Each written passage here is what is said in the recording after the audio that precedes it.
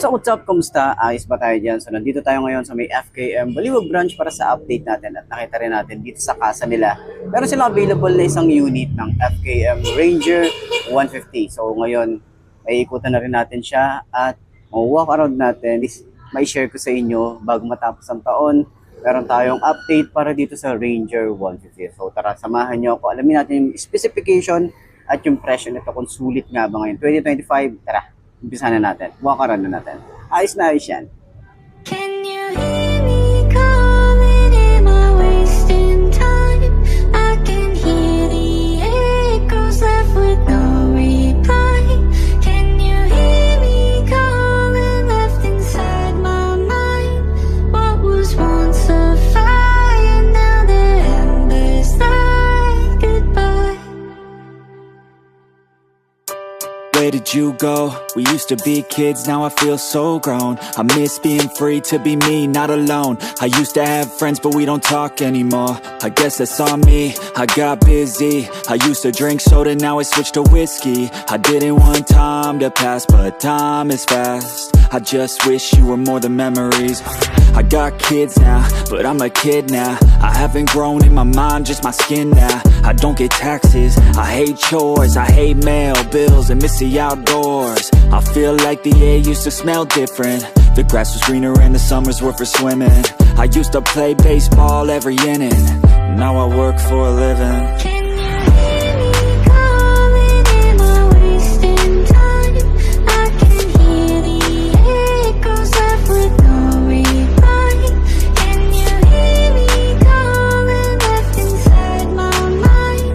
What was once a fire, now the embers like goodbye. I watch more podcasts and hear less music. My brain feels different and I don't wanna lose it. I try to stay healthy but I'm tired all the time, cause there's too much on my mind. Got into meditation, just try to be more patient. Find a passion, a purpose, a reason to keep chasing all the dreams that I had when I was a little kid. Whatever happened to those dreams, man, there's something that I miss. Maybe I should do this, I always love music. Maybe I could find a way to make these dreams lucid. I really wanna try, cause I might have a chance before I die to see the world with a soulmate by my side. Yeah, that would be the life, not a fucking 9 to 5. I wanna feel alive for a minute at a time. Let the kid out that's been stuck, captive on the inside, who had dreams, big things were gonna come from his life. Can you hear me calling? Am I wasting time?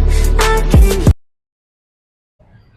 So ayun ang mga besto ngayong araw na to. Nakita na rin natin itong Ranger 150 ng FKM. So available sila rito ng kulay green. So isang unit pa lang yan yung nandito. So alam ko sa mga susunod na taon, magkakaroon din tayo ng mga available na ibang kulay. So alam ko yung iba pang mga motorcycle na lang, naglabas sila ng iba pang kulay. Pero ngayon yung Ranger 150, meron silang available na kulay green. And syempre, ang nagustuhan talaga natin dito, umpisa natin yung headlight. Sa headlight niya, napaka-cute tong headlight na ito. Diba? Para siyang ano ba yung movie dati na Wall-E? Parang ganun yung datingan niya, si Wall-E. Tapos naka-projected lamp tayo rito. Meron tayong round style. Meron na rin tayong bracket dito sa harap. Ayan, pwede natin paglagyan niya ng top box or kahit anong gamit na pwede. Lalo na kung magka-camping ka, additional storage to. Nasa harap na to. Tapos meron din tayong signal light dito na LED. Meron din tayong light dito. Okay, LED rin yan. Meron tayong handguard. Okay. So, naka-telescopic fork, naka-mugs, naka-single disc brake tayo rito. Ganda yung fender. Napakaganda ng fender nito. Meron na rin tayo rito ang side stand kill switch. And kagandahan, meron din tayo rito na gulay board na maluwag. Okay? Isa sa mga nagustuhan din natin dito, maluwag yung kanyang gulay board. Foot pegs para sa angkas. Di rin siya basta-basta mapupull out, no? Or may lalabas. Kailangan pinulit mo pa siya para malabas natin siya. So ayan, solid yung kanyang foot pegs. Yan. So sa panggilid natin dito, bulky and wala tayong kickstart.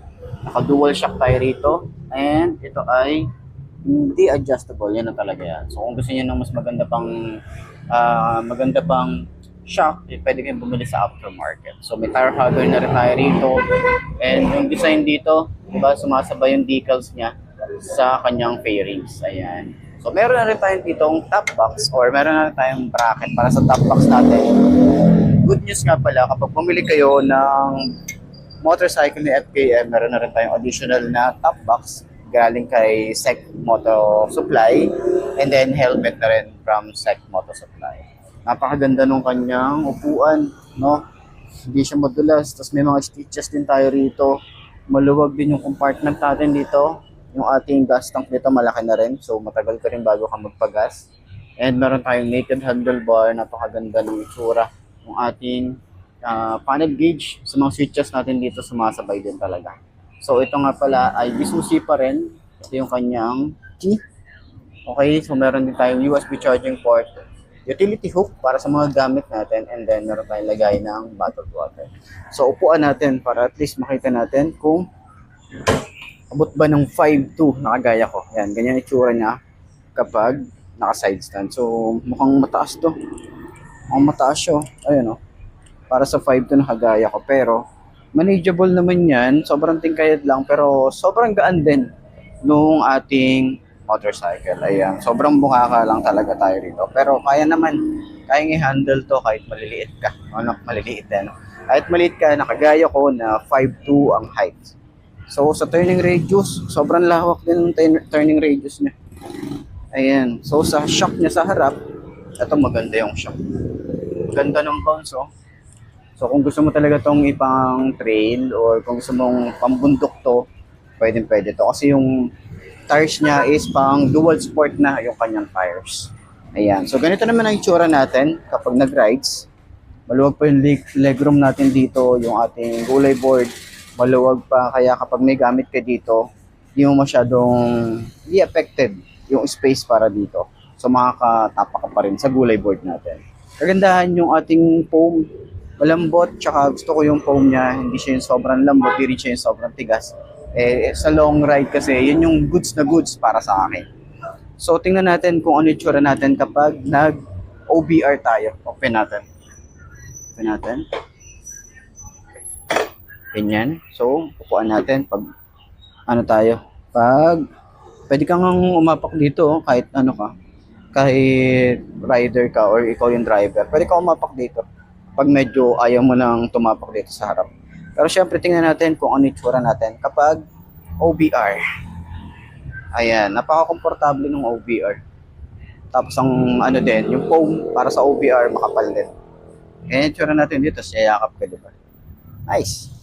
So, ganyan ang itsura. So sa tingin mo, sulit nga ba ang presyo nito at yung specification ng Ranger 150? Napakadali lang niya ibalik. So, tingin nyo, sulit nga ba? Comment nyo naman yan. And follow nyo na rin ako sa aking Facebook page na iMark Moto 2.0, and then subscribe na rin sa iMark Moto sa YouTube channel. So, ayos na yan. Center stand natin, tingnan natin kung gaano rin siya kagaan. I-center stand, yun, napakagaan lang din niya i-center stand. Ayos. Till the echoes left with no reply.